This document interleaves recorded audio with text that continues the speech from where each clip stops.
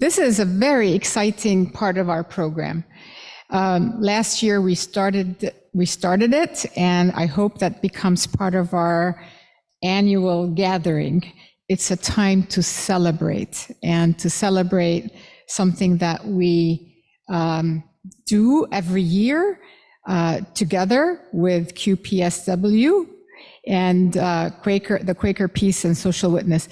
Before I start, though, I wanted to make sure that I know we are starting a program at 11, introducing Quaker heads of agencies to all of you. But I wanted to extend, because I haven't really done it yet, a warm welcome to Oliver Robertson, if you don't mind standing up, the General Secretary of the Quaker Peace and Social Witness from London.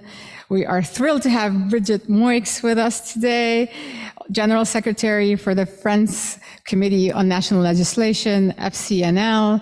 Online, we have Tim G. Tim is the General Secretary of the Friends World Committee on Consultation.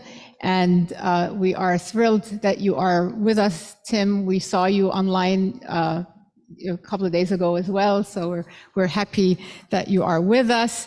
Robin, you're here too, so please. Robin is the section of the America Executive Secretary. So she works directly with Tim, and she works in this building. And so welcome, Robin, to our space. I'm not sure if there are any others in this room, but they will. She is. Okay, Sarah Clark, our director for the Quaker UN office in New York, is also with us. It really thrills me that you're with us, and I can't wait for the 11 o'clock session.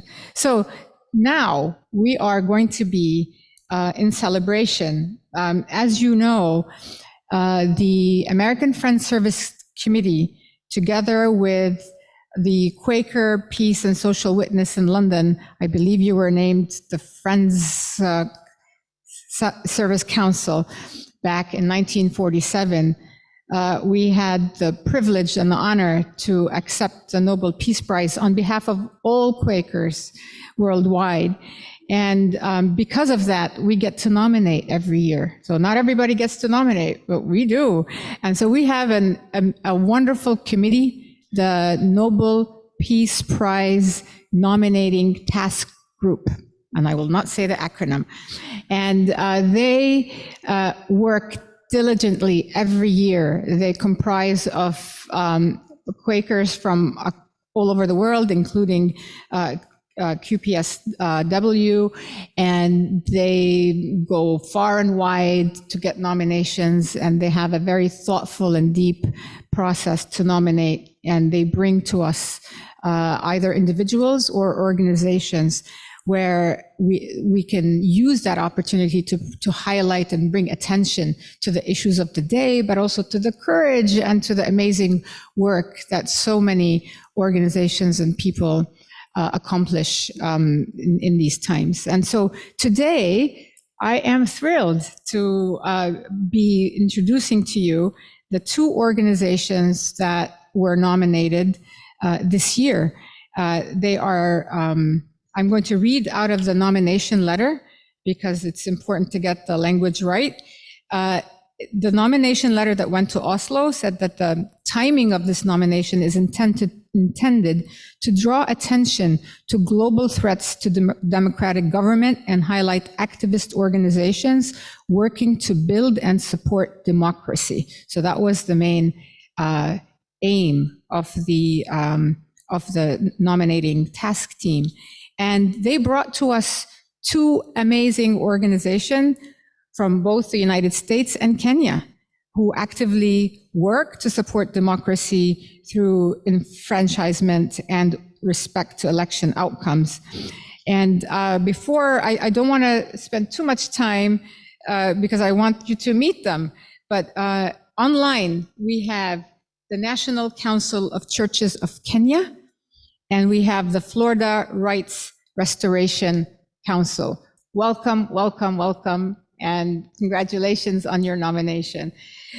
From the National Council of Churches of Kenya, we have Reverend Canon Chris Kinyanjui, General Secretary, Bishop Dr. John Okinda, the Vice Chairperson, Phyllis Kamau, Director of Programs, Henry Jaggi, Communications Manager, and Beth Gathoni, General Secretary's Office.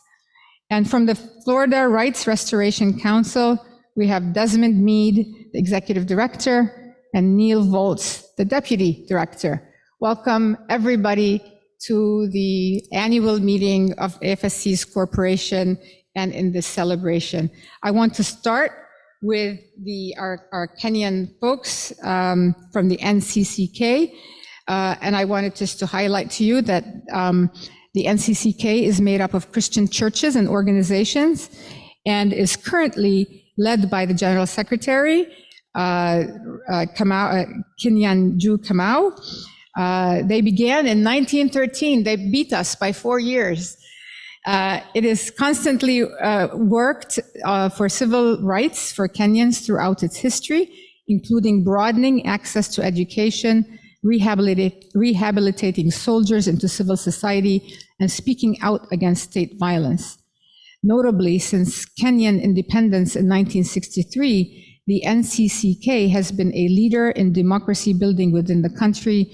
They advocated for the release of political prisoners in the 1960s, condemned Q voting and mass election rigging in the 1980s, organized election monitoring in the 1992 and 1997 national elections, and implemented a mass civic education program in the 1990s and 2000s to encourage political awareness and participation, and participated in the constitutional reform process, resulting in Kenya's new constitution in 2010. This doesn't do you justice, but I'm sure there is so much more for you to share, and that was your website. So Reverend Canon Kinyanjui, I would love for you to say a few words and introduce your organization, and following that, I will introduce the Florida Rights Restoration Council. So the floor is yours. Thank you. Good, thank you. Thank you very much for that introduction. We are attending this together with our Vice Chair, the Presiding Bishop of the Pentecostal Fellowship of East Africa, PEFA, and the staff, as you have introduced. And I hope that we'll get a chance for our Vice Chair also to greet the congregation today. We are very delighted from here in Nairobi by this nomination by the Friends in the US.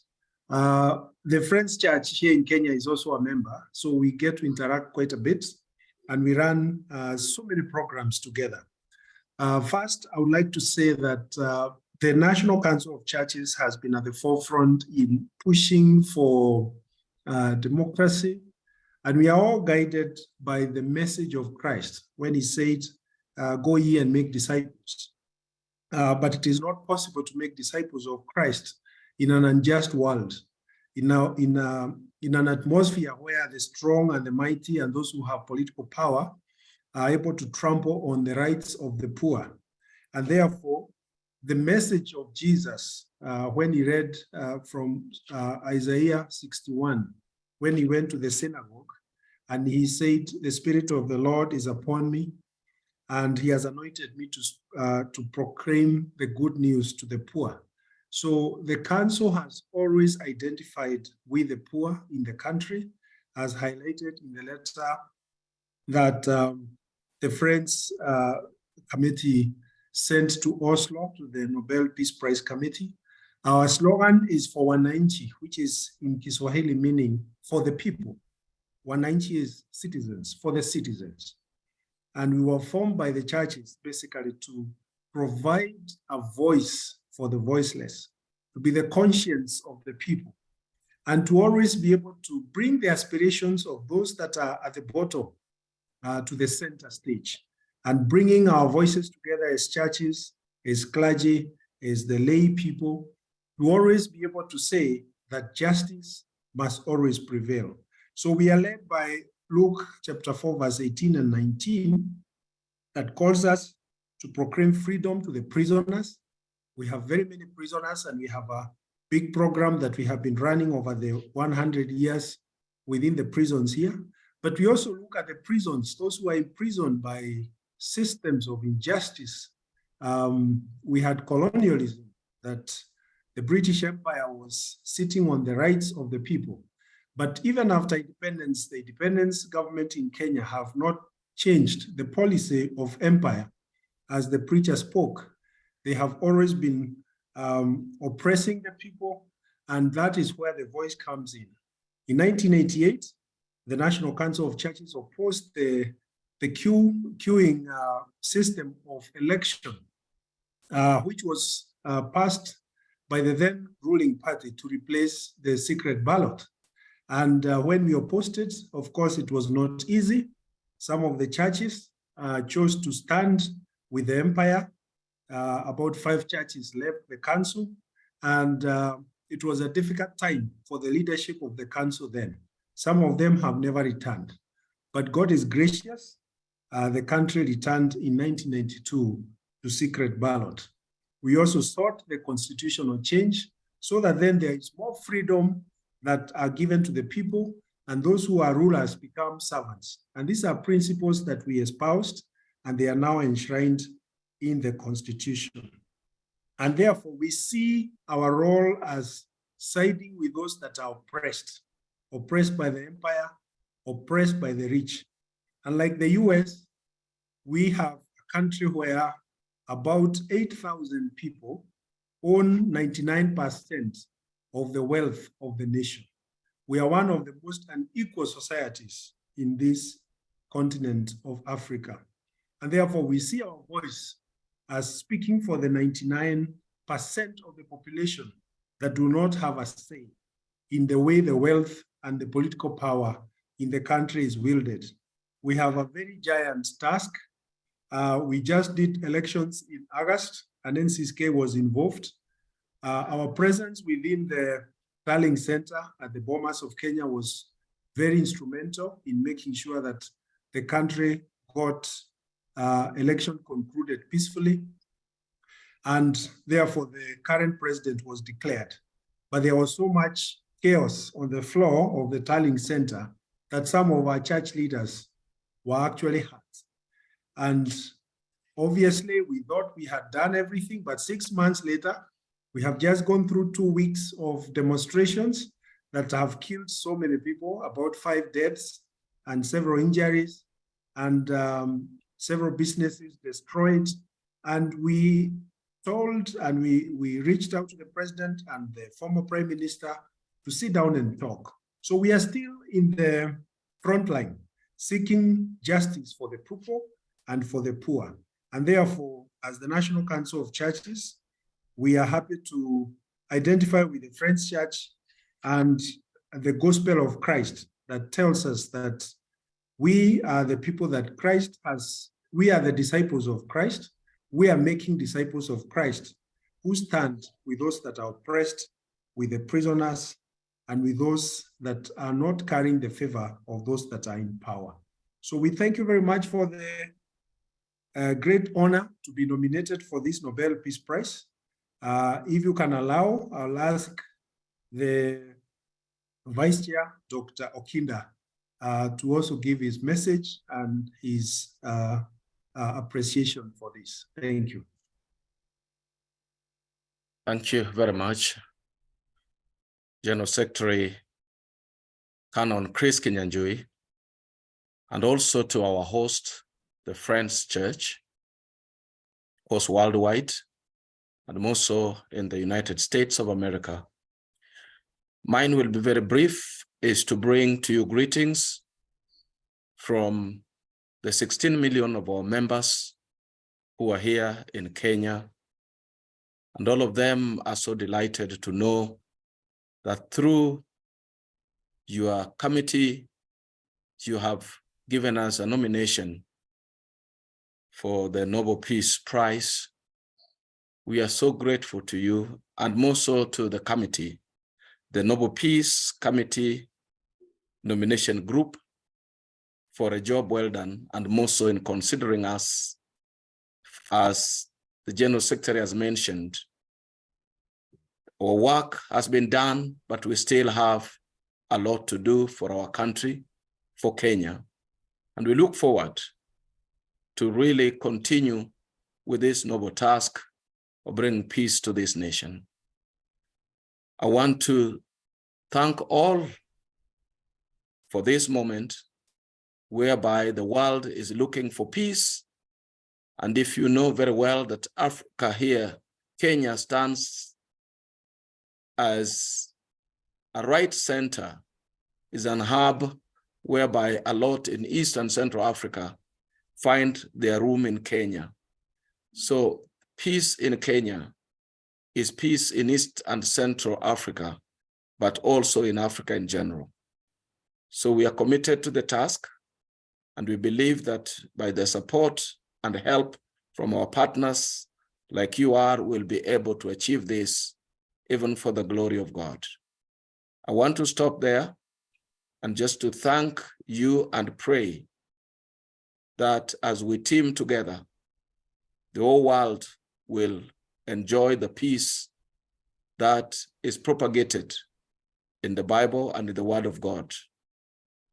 Thank you all for allowing us to be part of this great gathering with the American Friends Service Committee here, but also in your great center. All our staff are with us, and we thank them to be with us as you've read before. Thank you. Back to you, our General Secretary. Thank you. Right. Thank you very much. Thank you. Thank you very much. I'll just say finally that we'll be very glad to have some of you come to Kenya and see for yourself what we are doing. God bless you. I will be there in July. And Well I will make sure that we get in contact and build a relationship. And that's the beauty of the nomination process, is that the committee brings us amazing organizations that we don't necessarily have a relationship with. And so it's a wonderful opportunity to build the relationship and make those amazing connections. I wish you all the best in your efforts and endeavors to continue building peace and democracy in your beautiful land. Next, I want to introduce the Florida Rights Restoration Coalition. We have Desmond Meade. Desmond is not a stranger to AFSC. And Desmond actually served on our executive committee for the South region.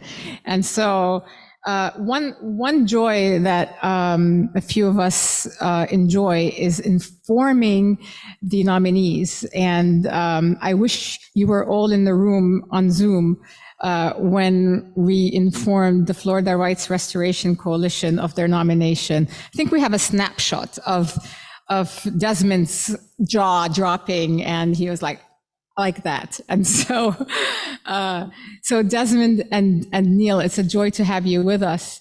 A little bit about the Florida Rights Restoration Coalition. It's a grassroots nonprofit organization, and it is led by Desmond and other returning citizens, formerly convicted persons. It is a movement to restore voting rights to people with felony convictions who have served their time, as well as a movement to restore dignity and remove barriers to re-enter society for those who have been incarcerated.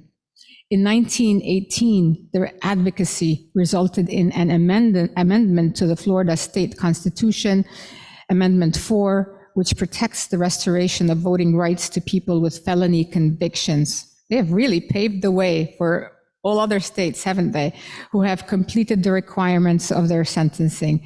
And prior to the passage of this amendment, Florida was one of 4 US states that permanently disenfranchised people with felony convictions, affecting 10% of the adult population in Florida. So since 2018, pressure from the conservative lawmakers has restricted implementation of Amendment 4 so that Florida still has a large population of disenfranchised citizens. And we know that you are working hard to challenge that law. So without further ado, Desmond, the floor is yours. It's a joy to have you with us.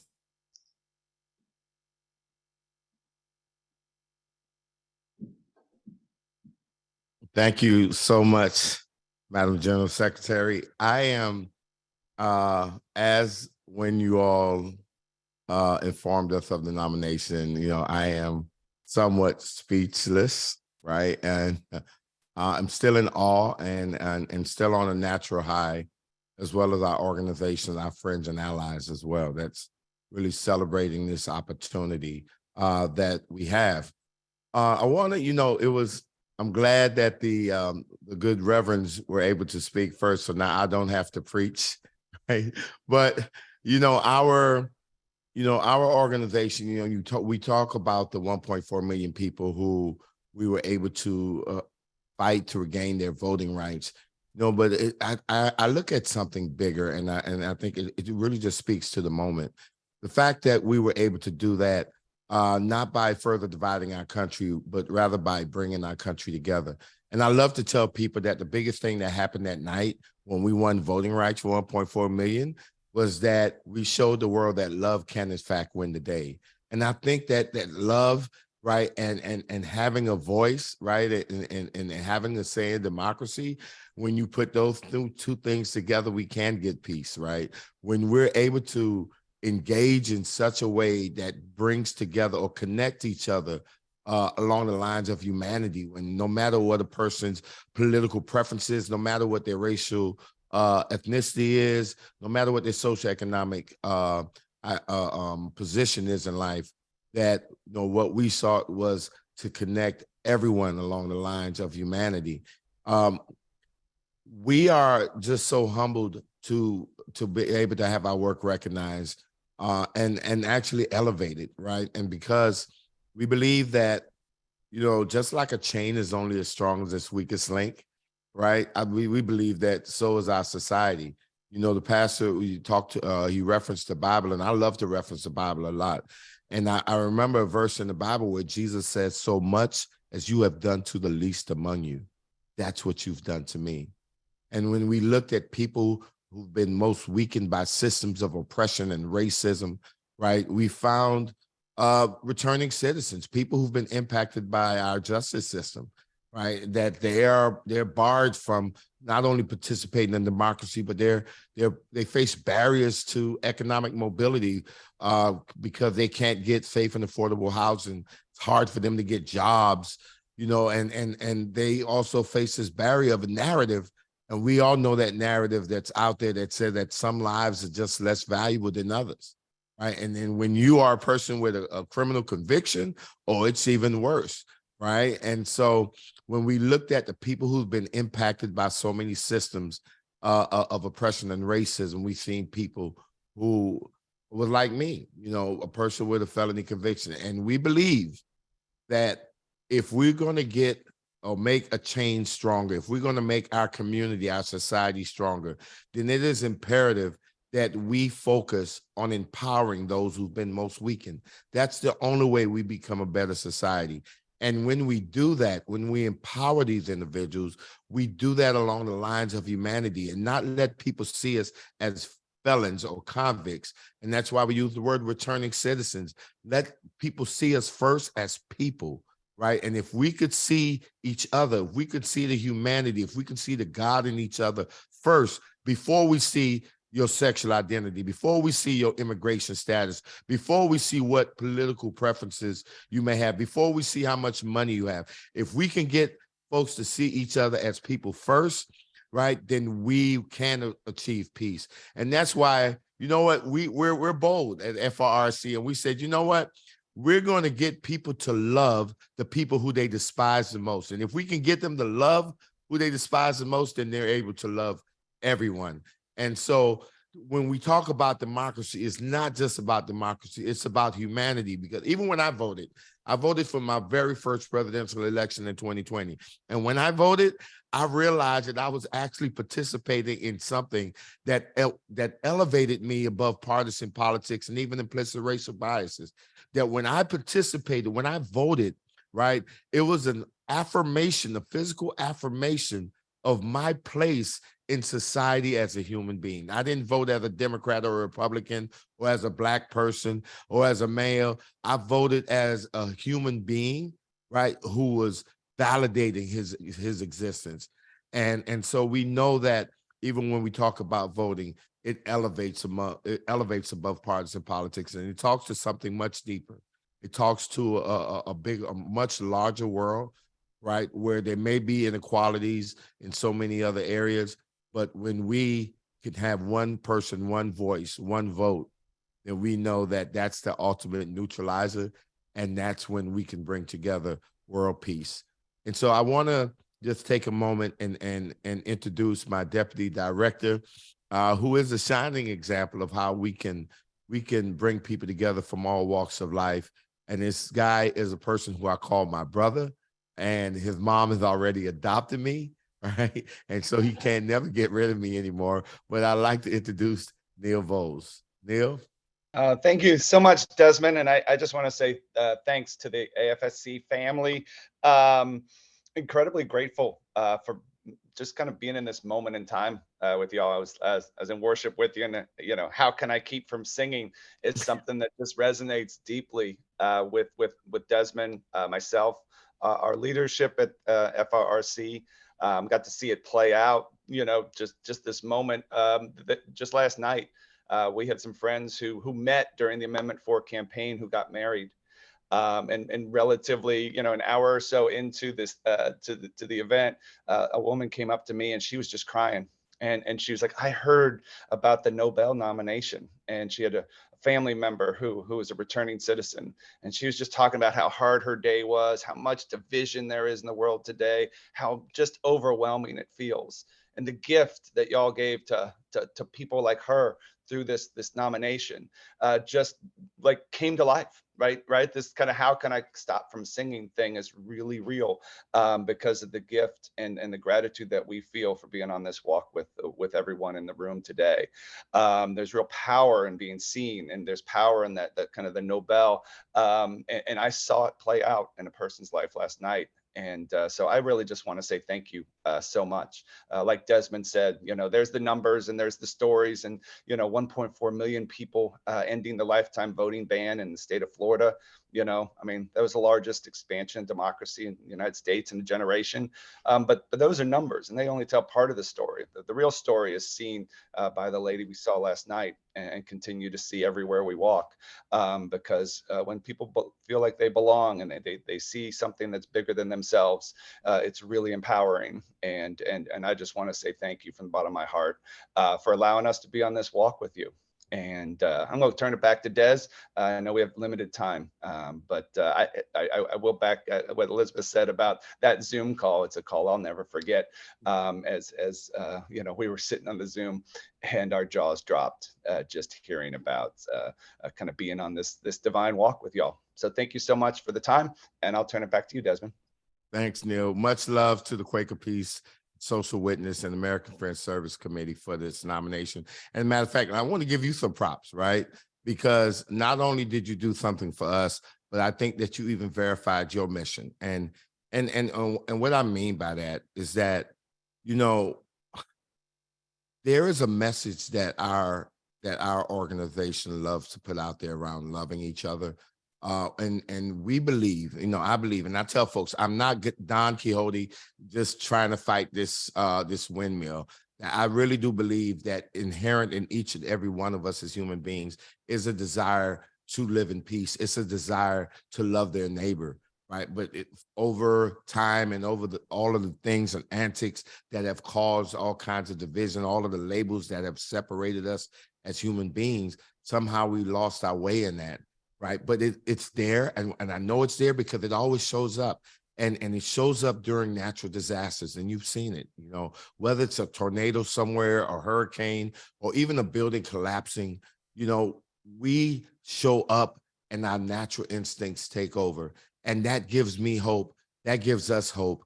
Right. When we're seeing, one of the examples I use is that, if any one of you are driving down the road and you see someone that's an accident and someone is laying on the side of the road and you decide to stop, right? And you get out your car and you run up to that person, your first question is not going to be, did you vote for Donald Trump or did you vote for Joe Biden? Your first question is not going to be, what's your sexual identity or what is your immigration status or how much money you make? In those moments of calamity, our natural reaction is going to cause us to say, are you okay, or how can I help? In those moments, we cast aside all of the things that separate us and cling on to the thing that binds us together as humans, as God's children, right? And we do it so fiercely. Here's the thing, that we're even, in many cases, we're even willing to risk our own lives just to save another human being and don't even know who they are, right? And so I do believe that it's inherent in us, and we need to bring that out more often. And so by your nomination, what you did was just elevate a message of peace, right? That we can see through the things that divide us and cling to the things that brings us together as human beings. And so I appreciate you amplifying that message with the nomination, and mission has been accomplished. Right? When the nomination, you have accomplished that by elevating a message of peace across this globe, entire globe. And you have inspired so many people who had thought that they would never amount to anything. People like me, who at one point was ready to jump in front of a train and kill myself. That was back in 2005. Now look at what's happened. We're nominated for a Nobel Peace Prize. How many other people that's down and trodden, right, who thought that they can't see a light at the end of the tunnel, maybe standing at railroad tracks, maybe ready to jump and end their lives, right? Because they figure, because I made a mistake, because I've been arrested, because I've been addicted to drugs, that I could never amount to anything. I could never contribute to society. But with one fell swoop, American Friends Service Committee, you have elevated us even higher to let the world know that no matter what obstacles may be in front of you, that you can overcome and that you can do great things. And no matter what you've gone through in your past, you still can be a peacemaker. So thank you so much for your nomination. Thank you for the opportunity to spread the good message of love and peace. Desmond, thank you. And thank you, Neil. I mean, the thanks really need to be returned. Oh, there you go. That's it. That is it. Thank you for showing that, Elizabeth. Yeah. But really, the thank you needs to be returned back to you and to the organizations that you represent. You are our inspiration. You are the ones that give us hope. We are here because of you and because of the work that you do. You remind us of our collective humanity, and so thank you for being you and for your courage. And just know that we will keep singing with you and celebrating you and walking the talk with you, doing the courageous work with you until justice is done. And so with that, I know we're a little over time. I want to again thank the National Council of Churches in Kenya and the Florida Rights Restoration Coalition, our wonderful collaboration with QPSW, but mainly also to thank the task team for bringing the nominations to us. They do amazing work, and I want to thank. I keep thinking about a time when we're going to bring all our nominees from the last 2-3 decades and bring them to one room. Wouldn't that be nice? So with that, thank you all. We are now going to be taking a short break, and we will come back at 11 for our panel with the heads of Quaker agencies. So thanks again. Thank you all. Bye-bye.